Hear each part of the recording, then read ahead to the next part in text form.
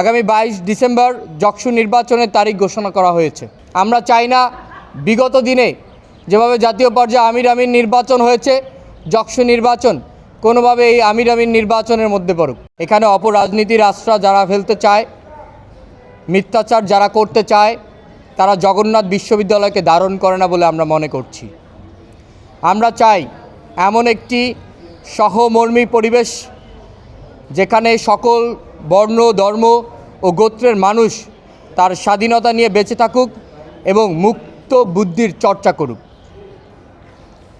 প্রিয় ভাই ও বোনেরা, আমরা চাই প্রোপাগান্ডা যেন রাজনীতির মূল উপাদান না হয়।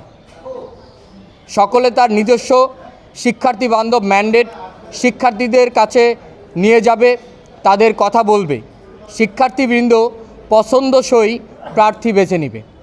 এতে করে যারা সর্বাধিক সমর্থন পাবে তারাই শিক্ষার্থীদের অধিকার নিয়ে ভবিষ্যতে কাজ করবে বলে আমরা মনে করি। প্রিয় সুধীবৃন্দ, আপনারা জানেন আগামী 22 ডিসেম্বর যকসু নির্বাচনের তারিখ ঘোষণা করা হয়েছে। এই তারিখকে কেন্দ্র করে আমরা আমাদের আনন্দ আমেজকে উপলব্ধি করছি, আমরা আমাদের যকসু নির্বাচনকে উপভোগ করছি। সেই আনন্দঘন পরিবেশকে নষ্ট করতে প্রশাসনকে ব্যবহার করে নির্বাচনকে একটি অনিশ্চিত পথে নিয়ে যাচ্ছে বলে আমরা মনে করি। আমরা সুস্পষ্টভাবে বলতে চাই, প্রথমবারের মতো যকসু নির্বাচন হচ্ছে। বহুল আকাঙ্ক্ষিত এই নির্বাচন দীর্ঘদিনের আন্দোলন সংগ্রামের ফসলে রূপান্তরিত হচ্ছে। এই নির্বাচনে সর্বোচ্চ সংখ্যক শিক্ষার্থীদের উপস্থিতি নিশ্চিত করে পূর্ব ঘোষিত তারিখ অনুযায়ী অর্থাৎ 22 ডিসেম্বরই নির্বাচন আয়োজন করতে হবে। আমরা চাই না বিগত দিনে যেভাবে জাতীয় পর্যায়ে আমির আমির নির্বাচন হয়েছে, যকসু নির্বাচন কোনোভাবে এই আমির আমির নির্বাচনের মধ্যে পড়ুক। আমরা চাই শিক্ষার্থীদের এই জগন্নাথ বিশ্ববিদ্যালয়ের প্রথমবারের মতো ছাত্র সংসদ নির্বাচনে সর্বোচ্চ সংখ্যক শিক্ষার্থীরা তাদের ভোটাধিকার প্রয়োগের মাধ্যমে তাদের গণতান্ত্রিক উপায়ে তারা তাদের প্রতিনিধিত্ব বাছাই করুক।